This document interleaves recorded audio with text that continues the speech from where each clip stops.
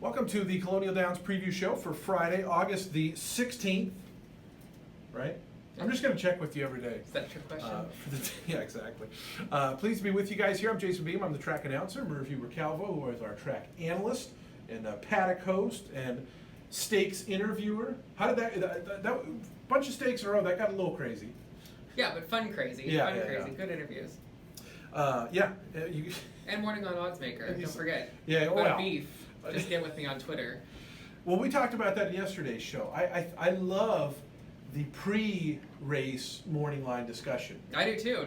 Because A, it's a good opportunity for all of us to learn and just have a discourse back and forth, and B, it's just kind of fun to talk about the races. But the afterwards, who's this moron that did it? Which I don't think we got too much of. I felt like the lines were okay for the most part. Yeah, no. Were you happy with opening week? Oh yeah. There was a couple misses, but weren't there was no 20 to 1s that went off at 3 to 1. No, and one thing I noticed was kind of the odds shift late in the game too. Oh, right? big time, yeah. I'll stand in the paddock and talk about a horse offering tremendous value. Yeah.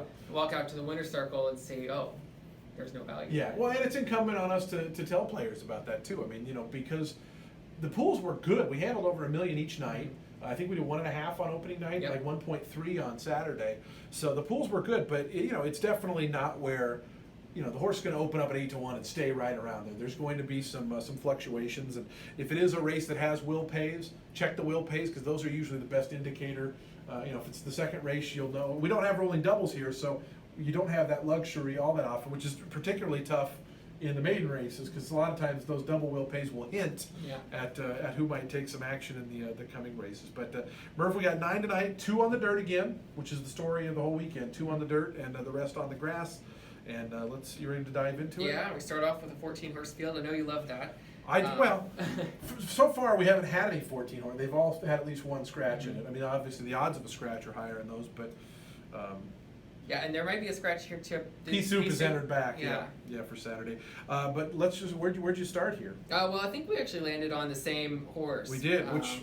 Play charades. Yeah. Maybe we'll get 12 to 1 like the morning line suggests. Maybe we won't, though. I know this is your price play too. Yeah. I hope you get a price on him. You have to draw a line through his last race, but if you do, it looks like she just really fits in here. Making a big drop in class. Last seen running for 25, now running for 10. And was competing at 25 and 40. Right, I mean, yeah.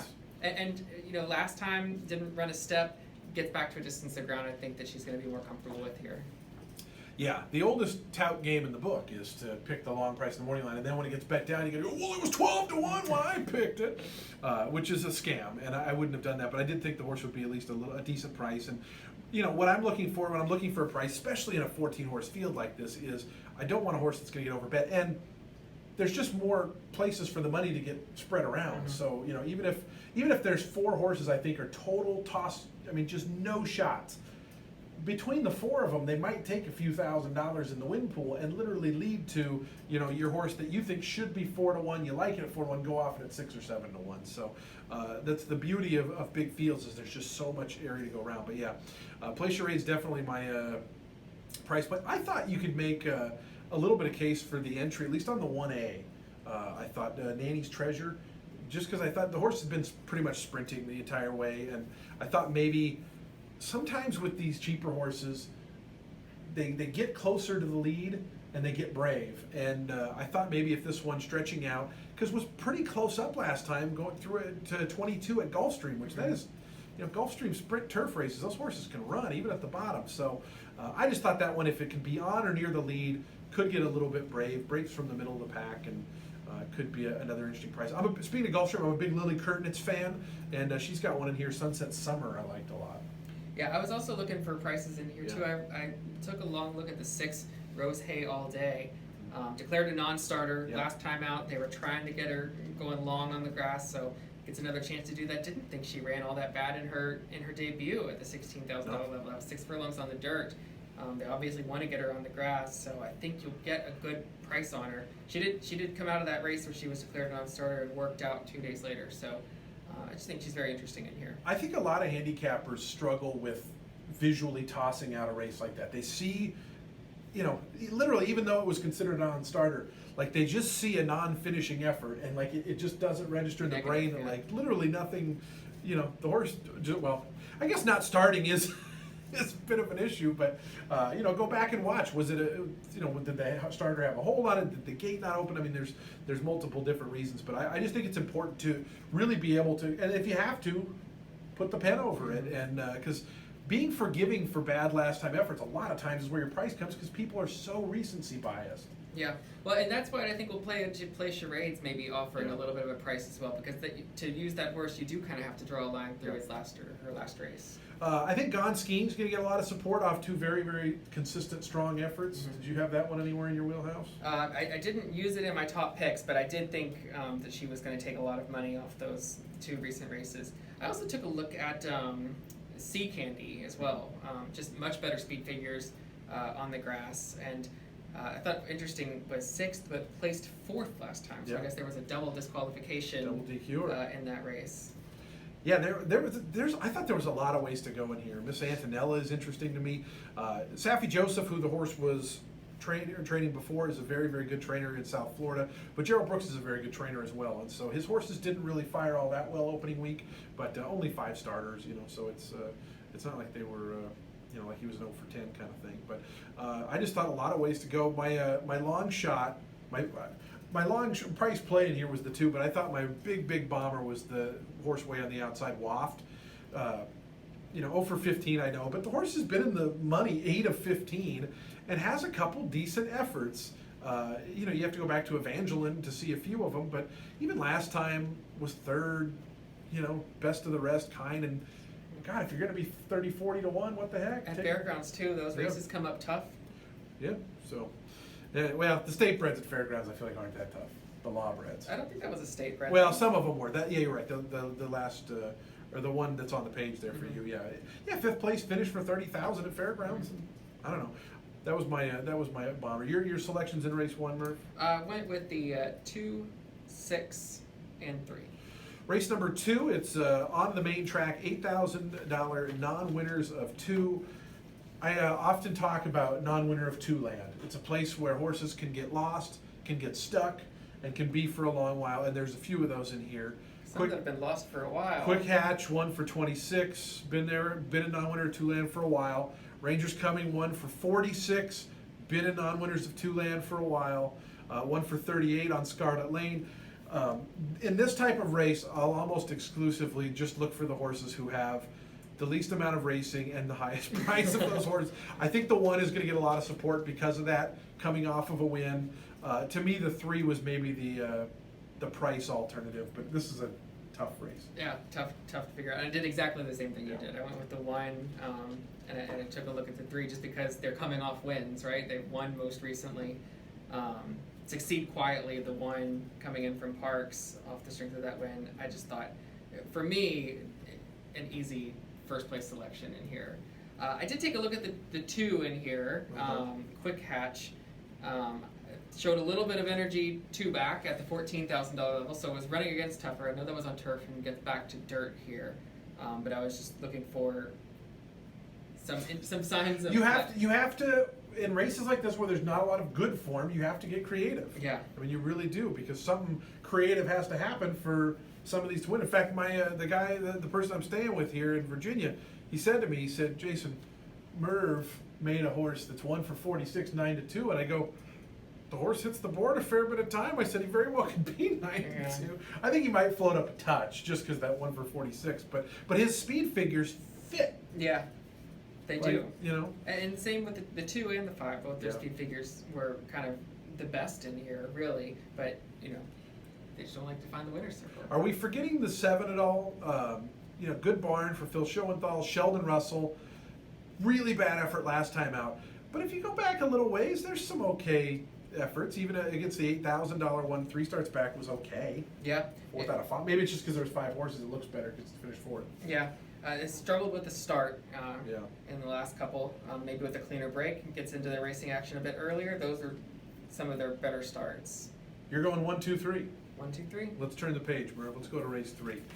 We're on the outer turf, 5.5 furlongs. If you're new to the program, again, the inner turf is generally for the mile and a 16th races. Outer turf generally for the sprints and the long. We had a mile and 3/16 race the other day, which was so fun. And I think was it not Shug? It was Stuart Janney Was it Shug? It was Shug, Yeah, Shug won. Romantic moment. Yeah. Forest Boys. It's kind of cool seeing Janny Silks and folks like that here. Just some great barns that have been showing up to run here. Kitty Zip is taking a pretty big class drop. I think you made that one the favorite. I think I can make a pretty decent thought for that one's going to be tough. Yeah, I couldn't get around her. I think she'll take a lot of money in here. Like you said, big drop in class, in for a tag for the first time. This is also her third start off a really long way off. She was on the shelf for about 2 years there. And, I mean, was engaged in duels in both those last 2 starts against maiden special types, and was in the race very much until the last furlong against significantly better. And so... and didn't collapse, right? It was only beaten less than 5 in each of those. Yeah, and I kind of wonder, I mean, the 1A can show a little bit of speed, the 3 can show a little bit of speed. I don't know if anybody has the speed of Kitty Zip, though, so I guess that was kind of where I was thinking she could be tough. I mean, maybe the 8, we haven't seen this horse on the turf a lot, but sprinting on the synthetic at Woodbine a year or 2 ago, it showed speed, but, you know, and last time, actually, sprinting on dirt was somewhat forwardly placed, so, I don't know. Yeah. What do you think about the 2? That's Lady Noy. Lady Noy. Yeah. Third in each of her last 2 starts. I thought just this was interesting, right? Maiden Special Weight Company 2 back was 6-1 in third. Yeah. Drops in for the tag, 35-1. Gulfstream, man, those waters are deeper. First of all, it was a 6-horse field, and versus a 10-horse field, so there's just more money. But the waters at Gulfstream are tough, and I feel like she's the kind of horse where I'm always going to look for ones in these short sprints that are just going to be closer up. I feel like deep closers are often against it in the turf sprints. At least, you know, it's often the horses on the lead or the ones who are just off of it and can kind of get first run. You know, I just thought this was going to be a perfect type of horse to run third or second and complete your exact door. Domestic Violence, did you have that one anywhere, part of the entry? Yeah, I took a look. That was my third pick. I thought interesting, second in each of her last 3, but coming in from Prairie Meadows. So I, again, just both parts really of the entry coming in from Prairie, and both coming off decent efforts from Prairie, but Prairie is dirt only, and had run well on the turf though at Tampa. Yeah. I think, you know, deceptively good efforts there. And then Sheldon shows up on a first-time starter here for Gary Williams, who, you know, we just see the one workout recently was pretty solid from the gate, and I just thought it was interesting Sheldon showed up on this one. Yeah. What price do you think we'll get on that one? I don't know, man. I mean, it's hard to tell. Kitty Zip's going to be a pretty solid favorite, I think. So I would think getting prices on your other horses is not going to be the issue. It's what you can get on that one. You went with Kitty Zip. Who else? Kitty Zip, Lady Noy, and then Domestic Violence. All right. Race number 4, Inner Turf, $16,000 claimers, going a mile. And I got a big comment here. Okay. This is we'll start with this then. I'll pose this as a question, a handicap question, because we got a big field of 12 here. And the favorites actually you made way to the outside, right? Yeah, Optical Illusion. And so, well, let's start with Optical Illusion. Why the favoritism, and why do you think this horse is a potential winner? Well, I kind of liked his running style, and actually my top 2 picks both come out of the same race, actually. It's Optical Illusion and Blue Danube. Look at how much weight Optical Illusion was carrying in his last race, 138 pounds at Laurel, so drops 15 pounds from that one. It was giving Blue Danube 10 pounds in that race.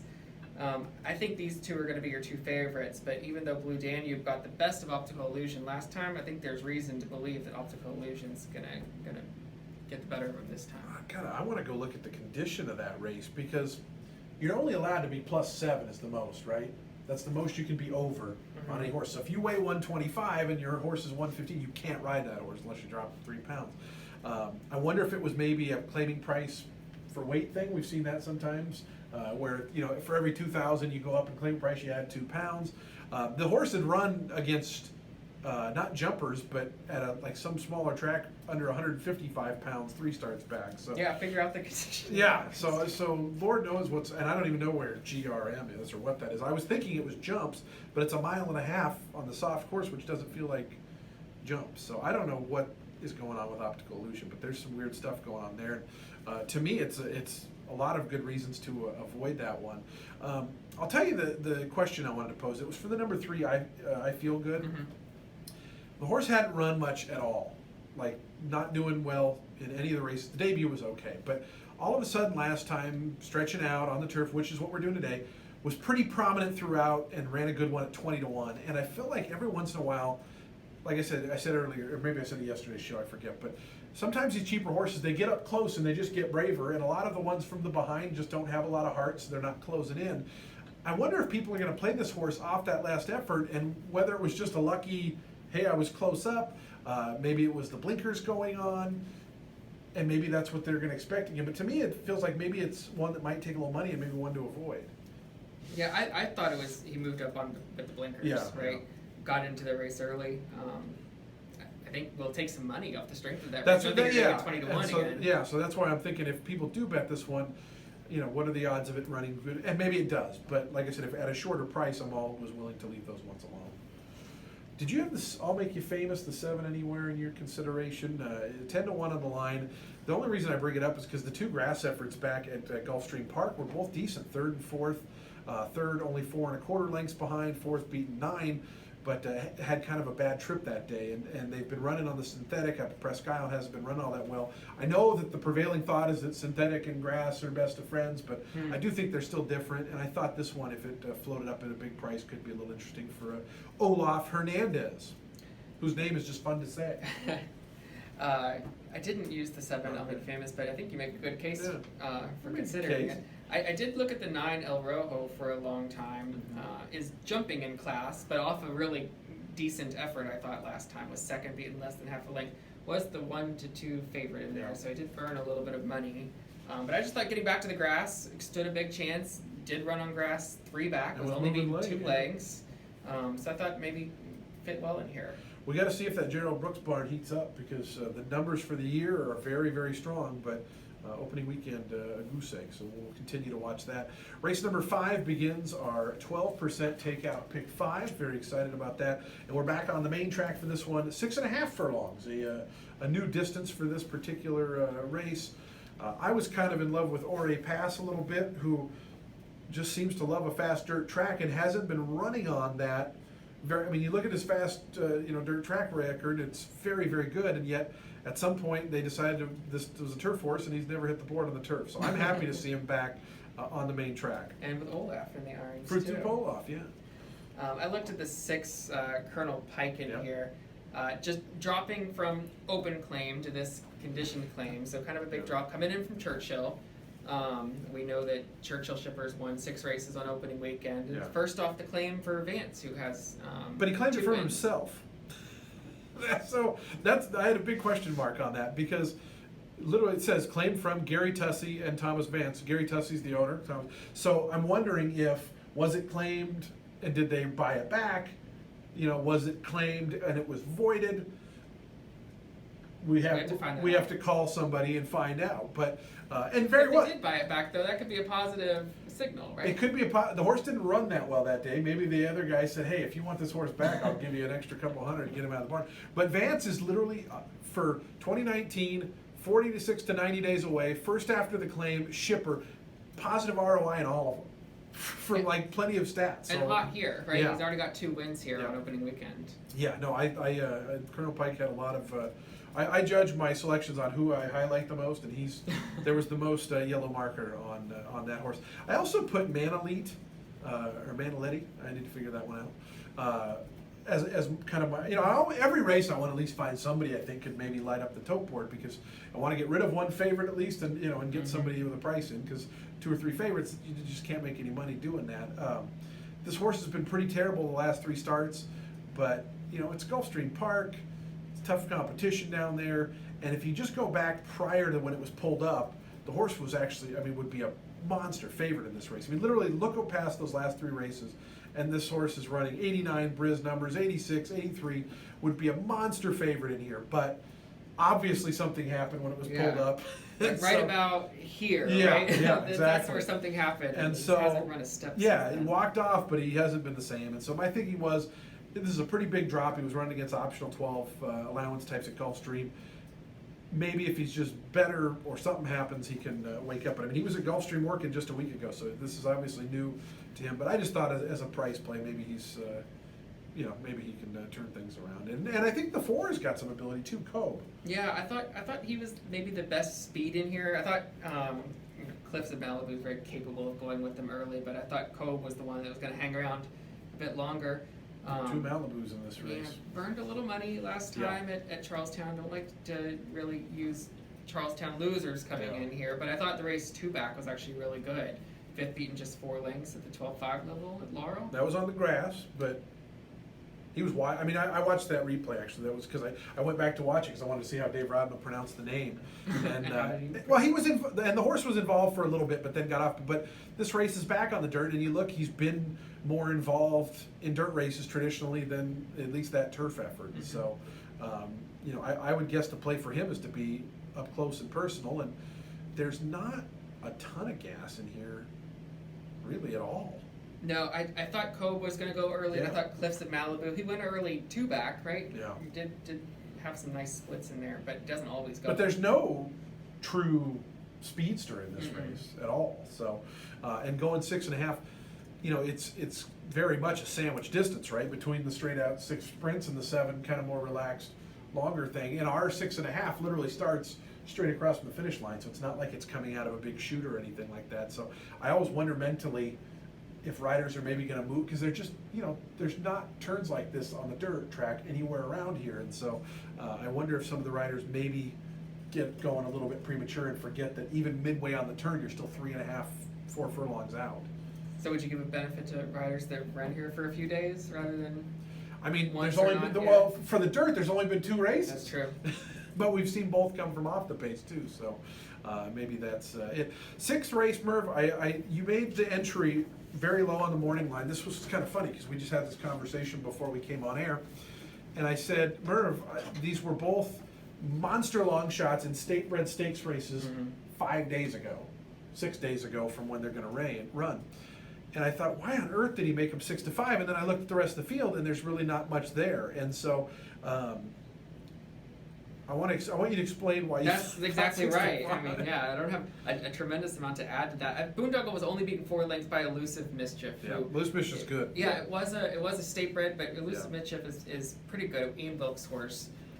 So to be 4 lengths beaten by him into this $16,000 claimer, that it's just a race I didn't think came up very tough. So I thought he was going to be a very strong favorite in there. Didn't have much love for his entry mate in there. Yeah. I thought it was just a long way back to the horse that I thought might take the second most amount of money. Dopo Lavoro. Dopo Lavoro. Who ran pretty darn good the other night. Zen's Land, who came and beat him, broke from the 14 post, but ended up getting over to the rail, literally 5 jumps into the turn, and came down on the inside. It was a really good ride on the winner there on Zen's Land. And so Dopo Lavoro was clearly the best of the rest, but that was a $5,000 winner of the year. This is jumping up a little bit. It is jumping up, but I thought that race came up tough for a 5K, and I thought this 16K came up really weak. Well, this is a non-winner 2 life, whereas the non-winners of the year, you could have horses that have won, old wily veterans that just haven't been doing all that well. So, from a class perspective, maybe it's not that crazy. I could make a case for the 8-horse Lunar Image, who broke the maiden. I thought wisely was dropped a little bit for the first start against winners. It ran pretty good. Didn't run all that great on the grass, so they come back. That was also going a mile too. Yeah. Maybe just didn't. Yeah, care for so that so the cutback, but I didn't think the race was involved early on, and so maybe the cutback, the outside post, and still somewhat lightly raced. I thought you could just make a decent excuse for that one. Yeah, I looked at him too. I just thought getting back to a sprint distance was going to be a big benefit for this one. El Caparrojo was my long shot, just because trying to come from way back. First time against winners last time, and was running on, and was way wide, and was 40-1 that day.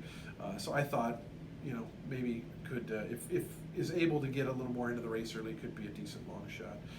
Who'd you pick in race 6? I couldn't get away from Boondoggle in there. I think he's going to be a strong favorite, but I also think he's the most likely winner. I'm chucking the 6-5 entry. I literally said, if they're as short as Merv thinks, gonzo.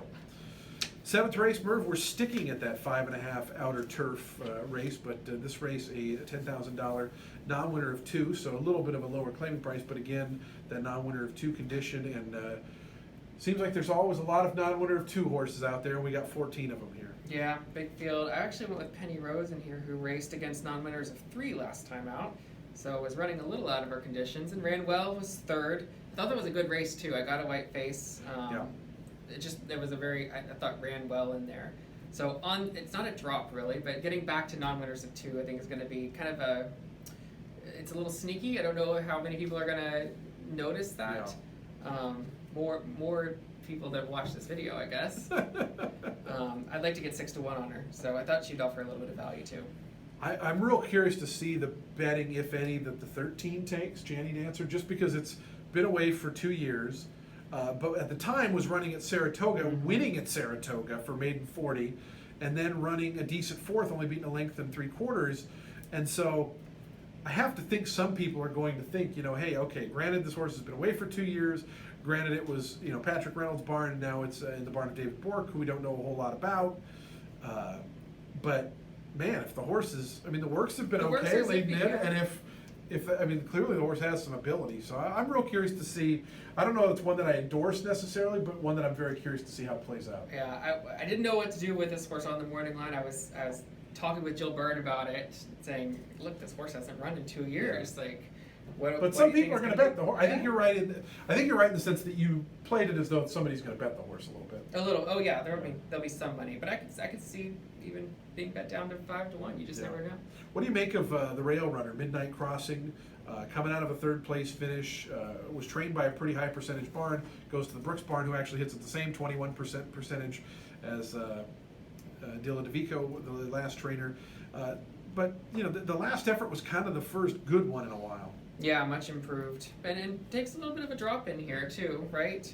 Down from that $14,000 claiming level.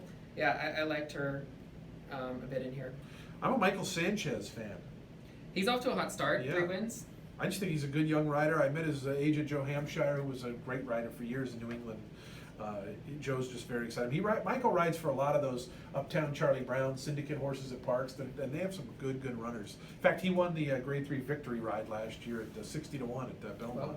8th race on the card, Merv. We are. You didn't let me do my price horse in here. Merv, who's your price horse in race 7? It's a doozy. That's the name of the horse. Oh, that's the name of the horse. Okay. The 11. I thought she looked really interesting in here, but in a kind of a sneaky way. Well, that's how you get priced. The speed figures on the turf were good. If you draw a line through the race 2 back, I just think looks very, very interesting.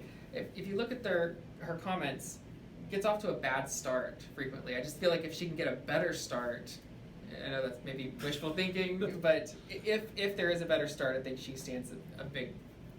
She could run a much improved effort. 8th race on the card. I don't know if this is considered the feature, but it's a good little race. $16,000, just open claiming sprinters. Amelia's Wild Ride, a Grade 3 winner, won the Woodford Stakes back in 2015 at Keeneland. Mongolian Saturday that's who he beat that day. Who came back to, or maybe no, 2015 was where was the Breeders' Cup that year? That was American Pharaoh. Keeneland said never, so he beat the former. Turf sprint winner, but Amelia's Wild Ride, $675,000. Done it the hard way, but getting back. This horse has been at the 16 level and won some of those races. Won a couple of good races down at Gulfstream Park, and now comes up here. Yeah, a big drop in class. Has been training at Monmouth. Actually, my top 2 selections both exit the same race. That was 2 months ago, so Amelia's Wild Ride hasn't raced since then, but Triple Burner has raced a couple times since then, and Triple Burner actually got the better of Amelia's Wild Ride in that race. But I also think Triple Burner is more likely to go off favored in that race. Triple Burner takes a lot of money. Yeah, and at least burns a lot of money. Hasn't actually found the winner's circle since, not at least in the last 2 years. But I do think could go off favored in here. I was interested to see Dennis Ward show up here with Wild Wiggling Jack coming up from Gulfstream Park. 2 pretty solid efforts sprinting on the main track, though. We have to see if the horse is 0 for 6 on the turf with a second, but those were long time ago, so not sure if it's what it is. And then I thought Bustin' Under the 4 has had some decent turf form. Yeah, well, the speed figure is much improved on the turf. Look how much ground he made up late in that race last time. 10 lengths back at the second to last point of call, only beaten about a length and a quarter. I just feel like it's always so hard for those horses to close in and win turf sprints like that, because you're just spotting so much ground. But it's Jamie Ness, and the horse, like I said, doesn't have a lot of turf on the form. But what he does have is Has been pretty good. I'm curious if Cape May Ferry can get out to lead. The horse has been very speedy, on occasion against better on dirt, but we haven't ever seen the horse on turf.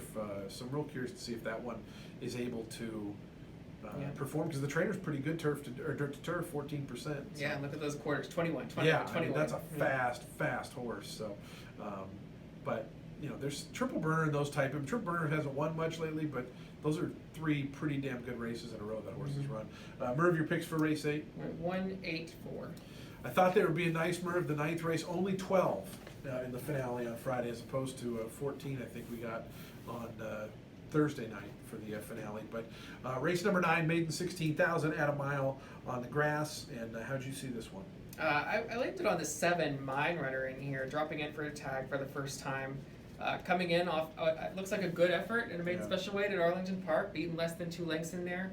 Has tried to run on grass in each of his last 2, so gets another stab at it here. Didn't have a great start last time either. I just thought there was a lot to like about this horse. Has to be the favorite, the turf right? pedigree, Dynaformer on the dam side. There was just a lot of things I liked about this horse. Yeah, yes, I think it'll be the favorite. Yeah, I couldn't see anybody else taking all that much money. My other price play for the day was in here, the 2 Elevated Forever, who drops a little bit from Laura, was running in 25s. And if you go 3 starts back, when was closer up, and last time had the blinkers on, ran its best race. And they took the blinkers off 2 races, speed went away, good performances went away, put the blinkers back on, and whenever I see an equipment change, I always go look back to the last workout, because a lot of times that means they work the horse with the new equipment.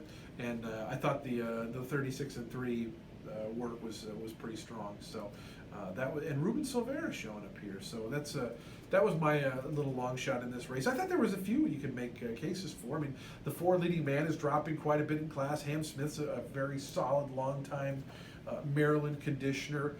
I'm sure Recliner, some folks will make a case for. To me, that's a horse that just had too many chances, though. About 24 is a lot of But chances, the last effort ran was really decent. well. Yeah. At Tampa, and those races come up tough. I thought the 10 Make an Entrance was an interesting price play as well. Drops in from 25 last time, coming in from Maryland, and made up ground. Like, was 17 lengths back. The first point of call was only beaten about 6 lengths. The 11 Rafter was my other. I actually debated on making this my other price play, just because the last 3 grass efforts were all pretty decent. And they got back on the main track for some reason last time, and it didn't work out. But I thought maybe Katie Davis sends this one. And Hugh McMahon's a very good trainer. Didn't have a very good first week here, but normally a pretty decent percentage barn. And so, 12 horse fields, somebody's going to get forgotten about and get overlaid. And I thought if maybe that was one that people forgot about, could float up a little bit of the price. But your picks in race 9? 7, 10, and 6. I also mentioned important equipment change on the 6, first time gelding. The ultimate equipment change, ultimate right? equipment. Yeah. Well, we're going to wrap up. We'll be back with you guys tomorrow for the Saturday card. We got stakes action. We got some good horses coming. Some good stakes, yeah. Yeah, very excited for that.